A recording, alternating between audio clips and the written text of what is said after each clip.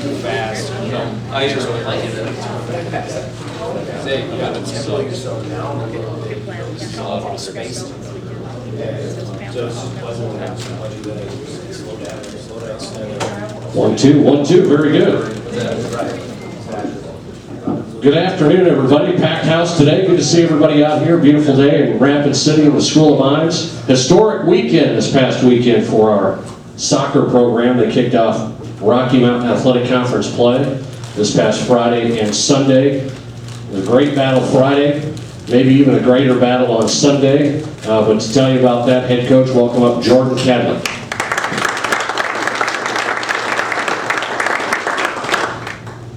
Thank you all for coming out. Yeah, so again, we played Adams State on Friday and then Fort Lewis on Sunday. Focus more on the positive this week is that how we played against Fort Lewis is just the guys set the bar high again for what we expected them going forward. I mean, Fort Lewis is a team that is constantly ranked in the top 25 in the country, and then for us to lose in overtime 5-4 against them it's a big step forward for our program. So where we eventually want to get is instead of being happy with that result, we need to get to a point where we're disappointed losing 5-4. So that's what we're working towards. But we're talking to guys, if we play that way every game instead of taking a game off against Adams State and then showing up against Fort Lewis, we'll be competitive in the RMAC and we'll get some results. So that's the only thing we have with that is challenge our guys to show up like that every day. Training was very high spirits yesterday, so hopefully we can carry that on to this weekend where we play Regis and Colorado Mesa. But before we talk about those games, I think we have some clips of our 4 goals against Fort Lewis. This first one, James Wagner, that's the guy who's the ball right now, does a really good job cutting out that pass. And then gets a shot on goal here where Mike follows it up. Second goal, this is not planned. This is actually a poorly hit ball by David Pineda. Sam does a good job of heading back in. That's his job there in the corner. And then Brandon Lynn, who's sitting there right there, scores a goal for us. This goal should probably be on ESPN. To be honest, this is extremely difficult to do. It's a top corner. That's David Pineda. He's also the one who's hitting that penalty shot right here. He's a transfer from American River College out of Sacramento, California. He's been a huge addition to our program. Sitting in the midfield with different people every game pretty much, but he's pretty much been our stronghold in there so far. This weekend we have Regis, who is, again, they're always in the top 25, and then Colorado Mesa was in the Final 4 last year at the national tournament, so we're going to have a work cut out for us, but if we show up to play like we did on Sunday, we're going to be just fine. So, any questions before I bring up Brandon Lynn? Joel? Besides David, who else played well? You know, we had Mike McGraw played really well. Brandon, who's going to come up here in a minute, he's been switching back and forth between center mid and right back, and we feel like we gave some other guys a chance at outside back, and they really didn't step up to the plate. So Brandon being willing to do that is huge. Austin Chapman, you got to give him a shout out because he's a guy who didn't play a single minute last year, and we started him against Mary, who we tied 1-1 for Lars, who was sick, and he really just stepped up to the plate. So that's huge. We always talk to our guys about whenever they get the opportunity that they have to take it, and he's a prime example of a guy who does that. So he's earned a starting spot going forward. Any injuries right now? We have a couple knocks. Brandon's out of training this week, so he has a massive bruise on his leg. And then probably one of our better players, Andreas Scow, had surgery 2 weeks ago, a week ago, but he's redshirting this year, which is, I think I spoke about this the first week. It's kind of a blessing in disguise because we're going to lose two guys this year, and having him back for next year is going to be really big for us. Well, so now we'll bring up Brandon Lynn. He's a junior out of Windsor, Colorado, to talk a little bit about himself and the soccer program.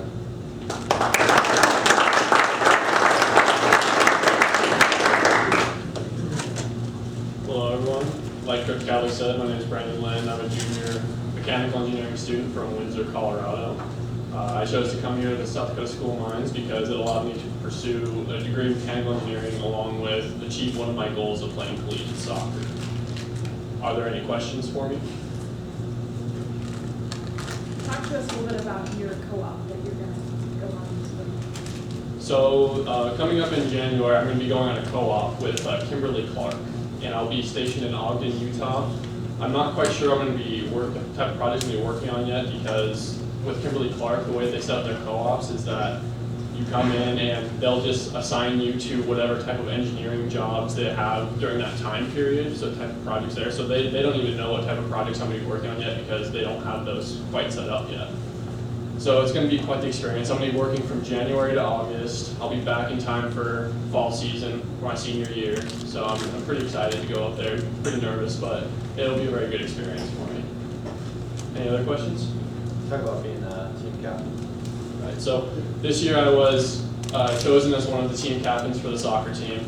It's been quite a different role from the past couple years where I've just been more of a player, and I've really had to just kind of step up, be a team leader, be more of an example on the field to kind of help bring our team along in games. And if it's not going well, I got to be the one to step up and be the guy that people can look up to play well in order for us to achieve our goals of being competitive in the RMAC. Any other questions for me? So are this weekend's games are down there? That's the part. No, they're home games. It's, Figured you were looking forward to going home and play Regis. yeah, I mean, I'll be traveling down there a lot this year, so that's going to be nice to go home and be able to have my family watch me play and all my friends and all that. That'll come to my games, and so that's going to be nice this year, especially go back home and be able to see all my friends and family. What's the biggest difference between playing high school and college soccer? That's a good one. So high school soccer compared to college soccer, I mean, just the level of play really is the difference. I mean, for college soccer, every player on the field was their standout player in high school. So there's no real weak players when you play college soccer. So you can't just rely on your own physicality or your own skill to win games. It has to be the skill of the whole team. It has to be the whole team working together to win games. One player isn't going to win you a game in college soccer. It has to be the whole team working collectively together. Is the speed different? The speed, yes, the speed is very different. High school soccer, the speed of play is a lot slower just because, there's players out there that obviously don't play soccer a lot, so when they get on the ball, they're not moving it as quickly. In college, the speed of play, you have to move the ball quick or you're going to get nicked or you're going to get fouled or basically just the speed of play is just a lot faster for college. Otherwise, you're going to get injured real quick.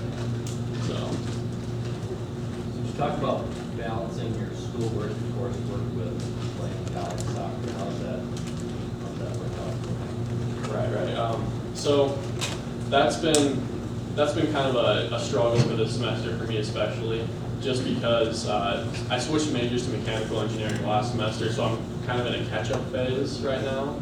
So I'm sitting at about 18 credits this semester along with playing soccer. So it's been a lot of just time management along with kind of basically trying to figure out like what homework do I need to get done that's most important. How to compartmentalize what homework is more important at that time period. So it's been a lot of I'll go work on homework right before practice. I'll get out of practice, get back, shower, eat quick, work on homework until basically I need to get it done. So it's been a lot of, I need to work on a lot more time management, especially for this semester since I have such a heavy credit load with playing as well, because playing does require a lot of your time. I mean, we lift at 6:30 a.m. on Tuesdays. We have training for about 2 hours every single day. So it's just getting that time management has been trickier this semester compared to the last couple semesters. But I'm starting to manage it a little better. But it's gonna be a challenge going forward for sure. Does that answer your question? Yeah. Yes. Did you go to Fair yesterday? I did go to the career fair yesterday. I went and talked to Kimberly Clark. I mean, I'm working for them. Talked to the guy that recruited me, and he's also a big supporter of the soccer program. So I had a good conversation with him for a while, and then I went out to dinner with him that evening as well. So I didn't really go there to look at other companies, but it was good to walk around and see who was all there, because the career fair has expanded so much even since I've been here.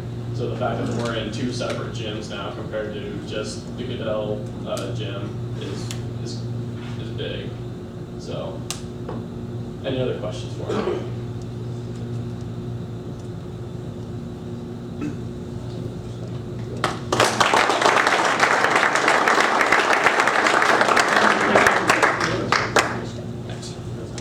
Thank you very much, nice job. I do have to point out, I'm not taking 18 credits, and it's hard for me to coach my daughter's soccer team and manage my time, so you're doing a good job. Want to invite Steve Johnson up here, getting ready to go on a big meet out there in Minneapolis. Another one in New Ulm, I do believe. Head coach cross country, Steve Johnson.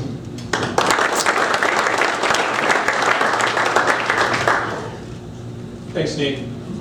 This week we're splitting up the men and the women. We're actually taking the men up to a meet we haven't gone to before. It's in New Ulm, Minnesota at Martin Luther College, just in case you were wondering what's there. We hadn't actually seen this meet before and saw it, and this is a chance for us to get all 7 of our guys finally running at the same time. So rather than take them up to Griak with the 400 men that are entered in that race, we thought it would be better to put them out there in a chance where they can get a little bit of pack running in and work as a team through the course. And so they're going to get to face off against Martin Luther College, Bethany Lutheran, and Crown College this weekend. And should be a good test. Martin Luther College in particular has a pretty good pack and should challenge us pretty well. We know Bethany Lutheran also has a young man that could be up there racing for the front as well. So we're looking forward to a chance to get to compete against some teams that we wouldn't normally see, and to see what we can do now that we've got everybody out there finally. On the women's side, we're going to take them to the Roy Griak Invitational, which is in St. Paul, hosted by the University of Minnesota, and it's actually the 35th anniversary of the Griak.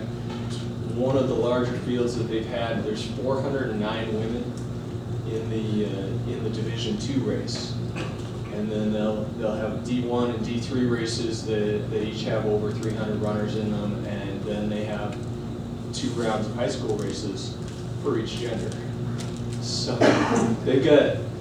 I don't envy them at all as far as putting that on, but they do a great job with it nonetheless, and it's going to be a really good field. There's 36 teams in our race, 25 Division II teams. 5 of those are currently ranked in the top 25, and 2 more are receiving votes. They've got teams coming, Division II schools coming from as far away as Florida, Georgia, and Massachusetts for the meet this weekend. So we're going to get to see a few teams that we'll probably only see once in these kids' careers.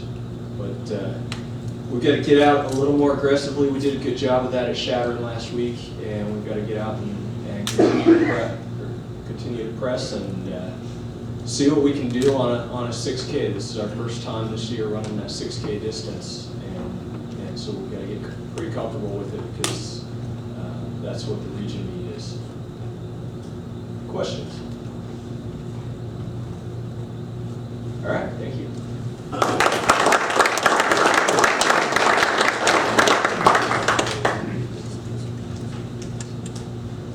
I always look forward to this next report, not only for the action on the court and the detail there, but the action off the court and the many expeditions they seem like they're going on. Hardrocker Volleyball at home, getting ready for this weekend. Looking forward to kicking off RMAC home play. Welcome up Doug Tabbert.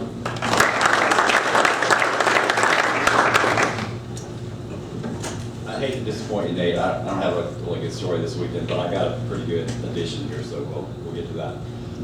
We had a kind of tough weekend for us this past weekend. Went out to Denver, played Colorado School Mines, Colorado Christian. Mines is ranked, I think they're ranked 11th. We played them Friday night.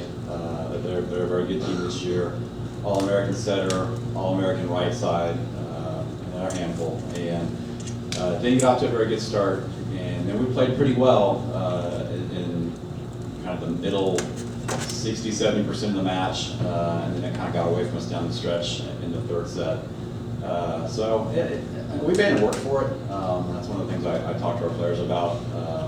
Other than a bad start and kind of a bad finish, we played pretty well in stretches, and they had to play well to kind of have the advantage other than at the beginning and the end. So good thing for us to learn from. Then went to Christian on Saturday, and start off the match gets delayed. We're there, I guess I've got a story for you. We're there, it's about 45 minutes before the match is supposed to start, and I think it's their athletic director who comes up to me, and I'm not really sure who he was, but said, we don't have any officials. Okay, so we had to delay the match until the officials could get there, and one guy was out golfing, and so we started about a half hour late. So, they jumped on us pretty early. We didn't play very well. They played really well. It was just one of those matches that it's not a fun day, and we wanted to move on from that one as quick as we can. So we didn't dwell on it very long. They kind of exposed one of our deficiencies that we're really trying to address this week a little bit, but played pretty well Friday and just didn't have a good day on Saturday. And kind of it happens, and we're looking forward to this weekend and moving on from it. And we're going through kind of a rough stretch. I mean, I think our players know it, and I know it, but we're handling it pretty well. I really like how our players are handling things. They're staying pretty positive. I think they're staying together pretty well. We had the career fair here yesterday. If those of you that are around here know that, we were supposed to get the gym at 5:30, and at 5:30 there was still a lot of stuff in there. And our kids are all, I walk in the gym, our kids are out there helping. They're pulling up tape and rolling up the tarps and all that kind of stuff. So they're hanging in there pretty well, and I think that'll help us get through whatever difficulties we have kind of going forward here. But they've been good, and they've handled it well. And we just keep working. This weekend, it'd be good to be home finally, sleep in our own beds and play in our own gym, and we look forward to that. We have Western New Mexico and New Mexico Highlands. Western New Mexico they'll pose some challenges. They're always competitive. Their coach has been there a long time. He's just kind of a veteran, kind of wily coach. He's always got a competitive team, and they don't always pass the eye test, but they can always play. So they will be, they'll be very competitive, and they'll pose some challenges for us. Highlands has been kind of the last several years, has really been one of the lower teams in the RMAC. But I got a phone call about 3 weeks ago from a coaching friend of mine that said, their coach brought in some really physical kids this year, and they're a lot different than they've been. And he said they're going to sneak up on some people, so watch out for them. That's great, just what I want to hear. So I watched a little film on it, and he's right. They did. They went out and got a couple of really physical kids, and they're a little different animal than they've been the last 7-8 years. So they're kind of the wild card this weekend, and we'll kind of see what they are. And those are the teams that are more challenging for us. We're not the most physical team out there, so for us to be competitive, we got to play great defense. We got to dig some balls that normally are kills. We got to win the serving passing game, which is kind of what we tend to do anyway, and kind of counteract their physicality. So it'll be interesting to see sort of what they bring to the table because of where they've been recently and kind of how they've changed this year. So. We'll appreciate all the support we can get, and hope we get plenty of people there and enjoy it here. So, Brad's got a few clips here. I'm not sure what he's going to show, so I'll wing it here. But this is the Colorado School of Mines. We're on the far side.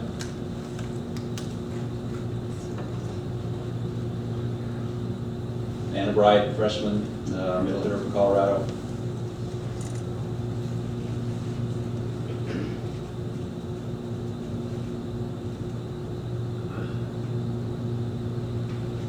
Michaela Reese, junior, out of Arizona.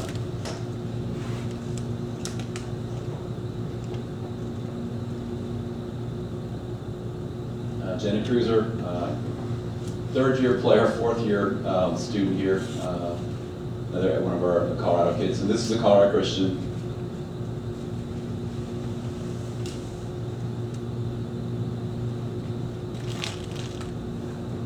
We'll take it. Not a great point, but we'll take it.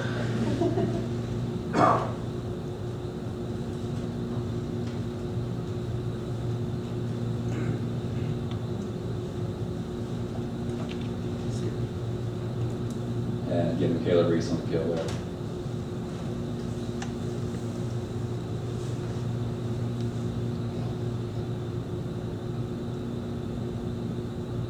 And again.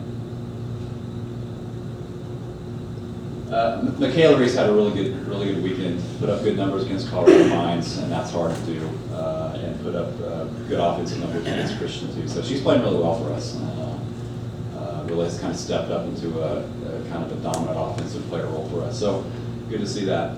And one of the things that's good about this job is the young people that you get to spend time with, and it's just sort of an aspect of college coaching that you get around young people and they bring a kind of a fresh perspective and have an energy level and a little bit of chaos too. It just kind of adds to the experience. And I've got Exhibit A right over there. So this is Justine Langus. She's a freshman. I know usually people bring kind of seniors or upperclassmen, and I wanted to kind of turn it on its ear a little bit here. Justine's a freshman out of Colorado, kind of southern Denver part, and she's a treat. Kind of says what's on her mind. Doesn't filter a whole lot. Really pleasant, very positive. Just a lot of fun to have around. And she's one of those kids that, I don't want to embarrass her, but she walks in the room, it just gets a little better. I have no idea what she'll say. I really don't. I'm pretty sure I'll be a target of something up here, but she's a good representative of who our team is and kind of what the experience for me is like. So, give her the floor here.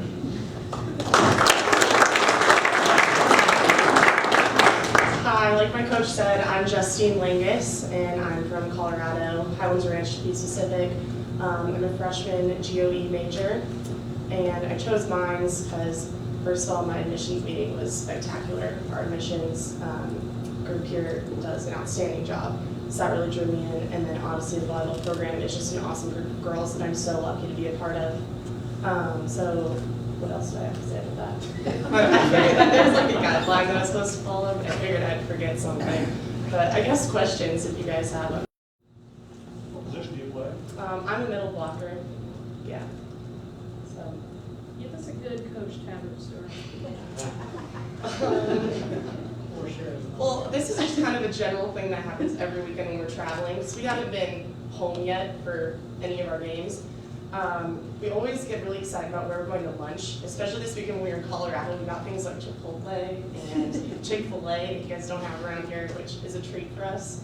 And so we're always on the bus, Coach, where are we going to lunch? Where are we going to lunch? So I'll figure it out. Stop asking me. He gets so annoyed with us with asking about food. That's probably the main topic on our team is always where we're going to eat next. But another good story is one practice we left our speaker that we play music out of in the gym, and so our consequence the next day was Coach got to play his own music, and it's not quite our taste. And I could quote one of my teammates who said, "I'd rather listen to nothing than listen to Coach's music." We love him. What music? I don't know. It was some good 80s stuff, and I got compliments from some of our team players. So don't listen to all that so much. How are you adjusting to school athletics and college? It's definitely a change, but our athletic department gives us the capabilities to be successful, that they're rooting for us. Like last night, we had an athlete-wide study table minus the football boys, they do their own thing. And just having 2 hours on Tuesday nights consistently, it just gets stuff done, and being in a room with people who are kind of doing the same things as you is really helpful, rather than being the distraction of the dorms where everybody is coming to your room or like, hey, can you help me with this? What are you doing? You want me to go get food? Like, it's a lot better environment. So I'd say that the transition is easier because I'm an athlete right now than if I wasn't. Because I get the chance to develop better study skills and manage my time thanks to how everything is structured. Aspirations upon graduation? It's a little early for me right now. I guess just finding something that I love. I don't want to, you know, the quote that says, if you do something you love, you won't work a day in your life. And I think I've met a lot of alum from Mines that have said that to me, so I hope to be just like them. Did you go to the career fair yesterday? It was interesting because not many companies are hiring freshmen for internships or different things, but got a lot of free stuff.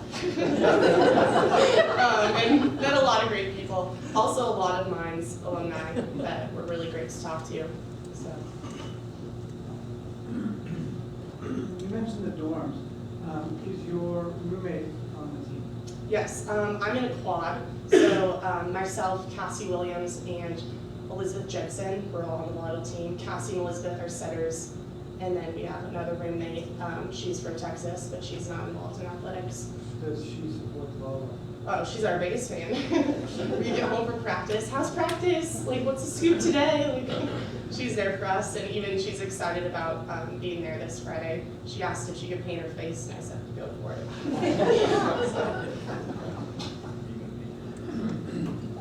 All right, well, thank you so much.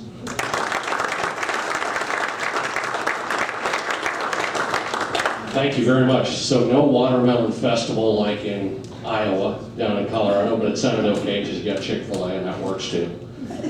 Coach Collins was down in River Falls, Wisconsin. I should say, in River Falls, Wisconsin. They had a bacon festival going on, Coach. I don't know if you made that or not. Probably not, because you guys came out pretty fast. They weren't bogged down or anything. Welcome up, head coach Stacy Collins. Big win for the Hardrock.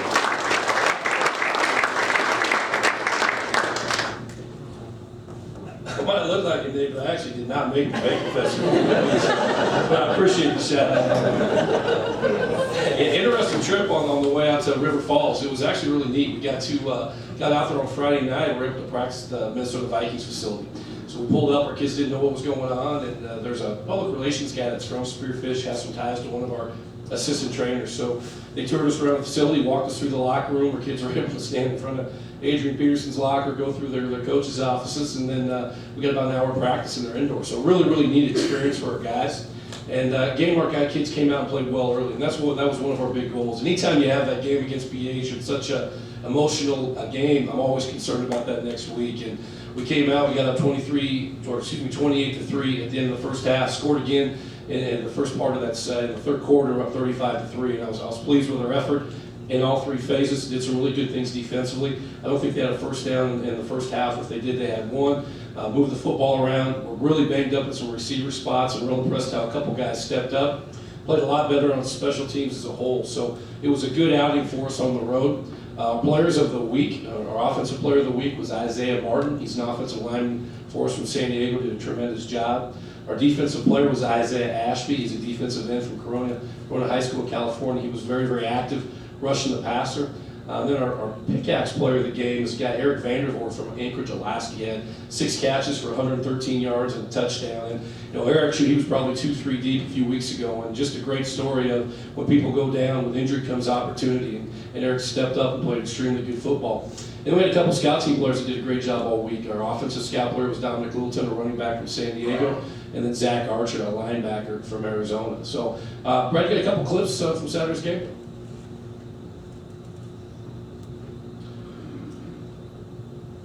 Okay, this is a little reverse fake that we threw up to Eric, and I thought he did a great job. A one-on-one situation right here. He goes and gets the ball at the highest point. Play we had it all week long, and really got us going out the gate. And like I said, I can't be more pleased with Eric's progress. Anytime that you can step up, and we've had guys continually step up. Trent wasn't even cleared to play until Friday night, so it was kind of an interesting situation on that. But that's a great pitch, great catch, and Eric did it with some attitude. Another situation here, we're throwing a jump ball to Ben Broker, and I tell you what, the guy's a weapon. He's 6'5", 240, 245 pounds. He does a great job with body control. And a guy that came in the quarterback competition as we went through camp, realized that we had to move some people around. Ben's made that move, and he's gotten better each week. So a lot of credit needs to go to Ben on that piece. Here's Trent using his legs, and people that have been around here in the past, when he gets out and runs, he's explosive.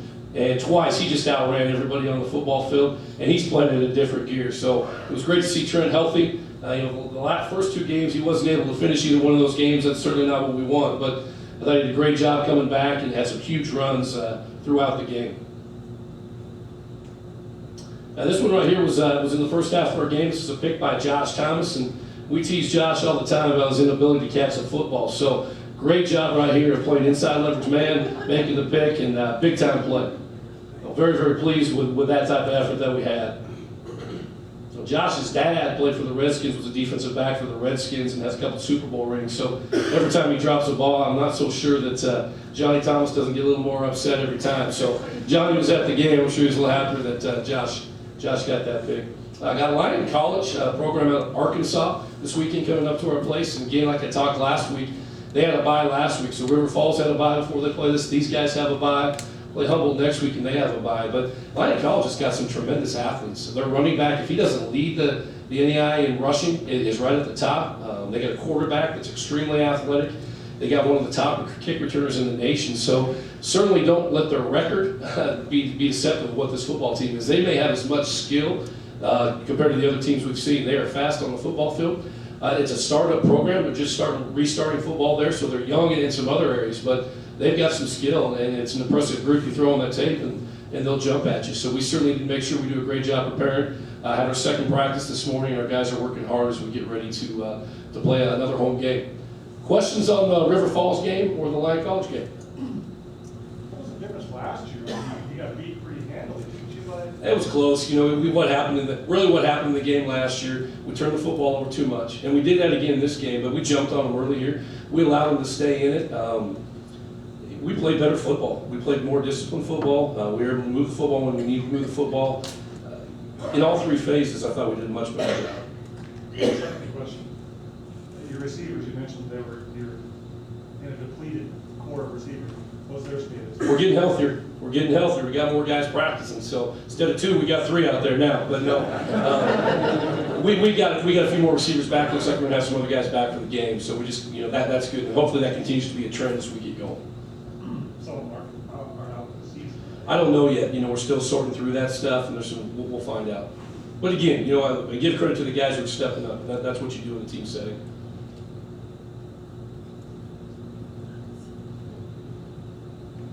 Would you say the biggest difference then was you practice with the Vikings practice? I'm not going to slow the mojo if it's there. I would say they're fortunate we practice on their field because they got the W too, but they may look at it a little bit different than that. Yeah. Talk about the defensive effort, things like tackling better, taking better responses, that's what we're at. Yeah, certainly were. We allowed the quarterback last year to really put the game in his hands, and we had a plan going in. We wanted to make sure we contained him, kept him in the pocket, really make him beat us from the pocket, and we did that. So yeah, we're tackling better. Defensively, we got a decent amount of new faces, and we're getting better each week, and that's the goal. If we can continue to trend upward, keep getting better each week, continue to play more solid defense, and we took a huge step in the right direction on Saturday night. 6 o'clock Saturday? 6 o'clock, yep. 6 o'clock Saturday night here, and hopefully we'll have a large crowd. Let's get out, let's be rowdy, because it was great last time we were here. All right, thanks everybody, appreciate it. Thanks, Coach. As you can see, Youth Sports Night, that's Saturday night, 6 o'clock. Kids 12 and under get in free with their youth sports jerseys on, so spread that around to all your family and friends. We'll see you Saturday night. Also, a busy weekend here. We got Friday afternoon soccer at 2, Sioux Park. You got Friday night volleyball at 7 right here. You got Saturday night college football at 6. You've got Saturday afternoon before that, another volleyball match at 1, I do believe. Is that right? 2? 3? I was off. Okay, 3. Brad Bloom says 1. It's 1 o'clock. Coach, you better be, you don't want to be like that guy out golfing. You got to show up on time for the game. All right. 1 o'clock volleyball on Saturday, 6 o'clock football Saturday, and then Sunday, one more time, a 1 o'clock start time for soccer. So a busy weekend. Thanks to Subway. Thanks to everybody for coming out. We'll see you this weekend.